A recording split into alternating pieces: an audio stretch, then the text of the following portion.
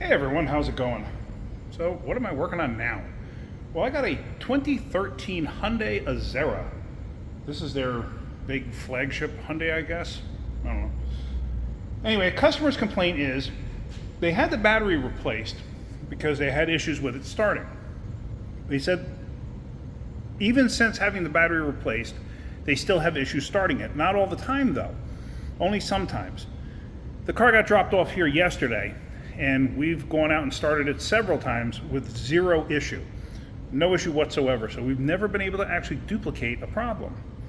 So what I'm going to do here is I'm going to go through a series of a couple of tests. I want to see if I can't duplicate something or find something that's actually going wrong with this thing. So first off, best thing to do is let's test the battery just to see how it's doing. And it does appear to be a brand new battery, so let's see. So here's the battery. It does appear brand new. I don't know what brand this is. I have no idea. Anyway, but it appears to be, according to that, a 700 cold cranking amp. So let's do this. Let me put you up in here.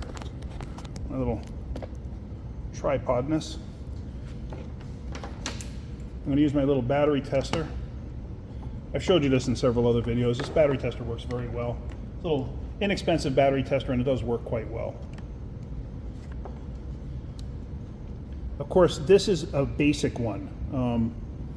You can get more fancier ones that put load tests and stuff on it. This one doesn't do this. It just tells you the basic general health of the battery itself. So as you see on the top there, it's flashing 12V. That's what we want. Cold cranking amps, this is 700. So we're going to scroll up to 700. And then OK. This does not do charging system or anything like that, unfortunately. Like I said, it's just battery state of health type thing. Cold cranking amp, it's good. State of health is 92%, that's good. State of charge is 98%, that's good. And 3 ohms of resistance, that's good. Or milliohms, I'm sorry. Resistance, that's good. 12.7 volts, okay. So the battery itself tests out okay for what we're concerned about right now. Let's go on, and I want to see if this thing has any kind of a parasitic draw. Let me get my tester and we'll go from there. Okay, so I got my fluke meter here, and I have it set to the milliamp scale. However, I have the leads plugged into amps. See that? I have milliamps in the center or amps on the end. I have it plugged into amps. Reason being is because the milliamp circuit in this meter is actually blown out. I let somebody borrow it a long time ago, and what happened was they blew the fuse that's internal. They told me about it, but apparently they tried to change the fuse, and the fuse holder that's internal on the circuit board, they actually broke it. So I can never measure milliamps anymore, but I can measure amps. So you can only go up to 10 amps. If you go beyond 10 amps, it'll blow the fuse inside there. So let me just show you what we're going to do now. All right, so I'm going to put you up in the meter in the holder here. And what we're going to do is we're going to disconnect the negative right here.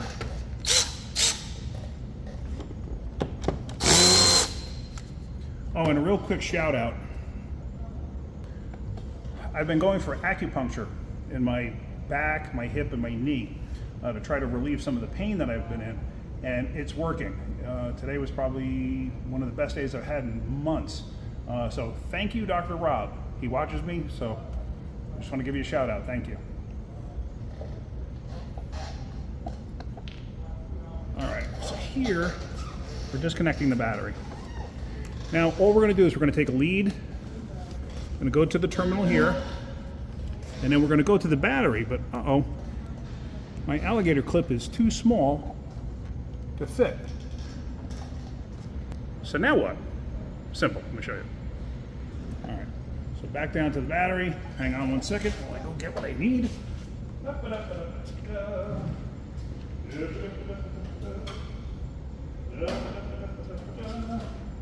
And through the magic of television, I am back with a pair of vice grips. I know. Quick, simple, kind of dumb, but it works.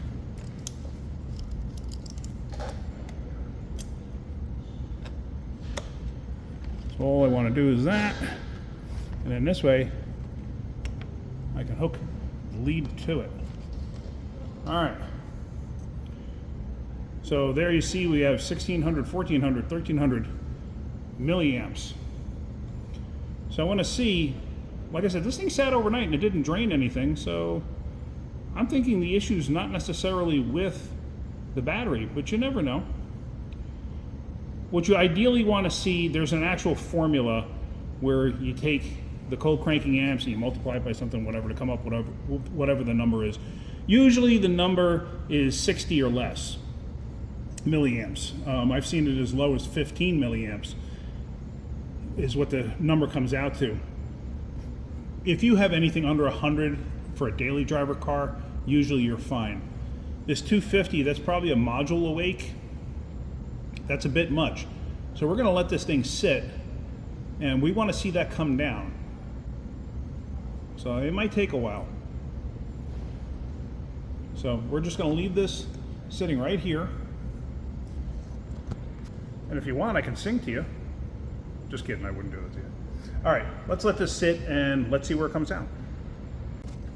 And as you see, it's dropped down to 141, 140, something in that range. Now that's been a total of 5 minutes. This could take up to like 40 minutes for modules to shut down. So if you don't see the change that you want to see right away, give it some time. If you've waited an hour and you still have that, then you got something else going on. So I'm just gonna let this thing sit. All right, so I got called away to help with something else, and then a customer came in. I was dealing with a customer. So it's been actually an hour since I showed you that last drop in there.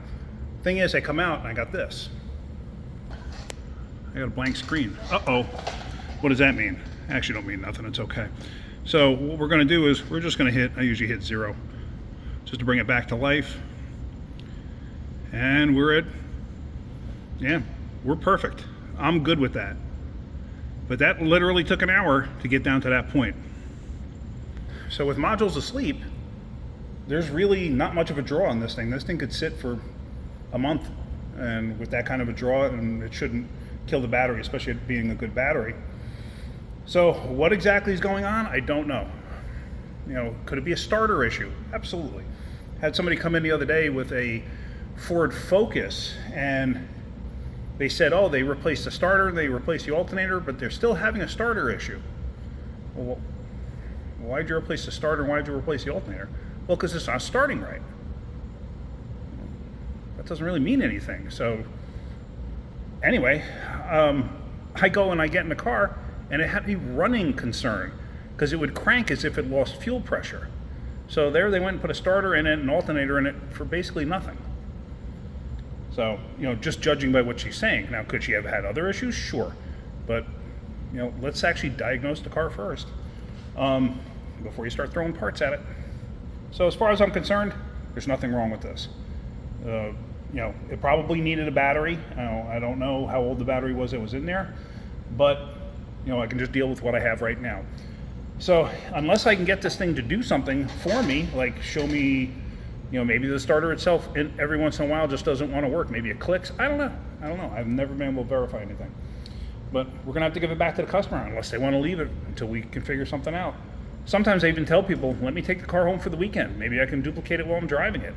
You know, I'll just use it as my own personal car to do whatever I usually do. You know, going to the store and everything else. And, you know, sometimes that's what it takes to actually make situations happen, you know, or reappear.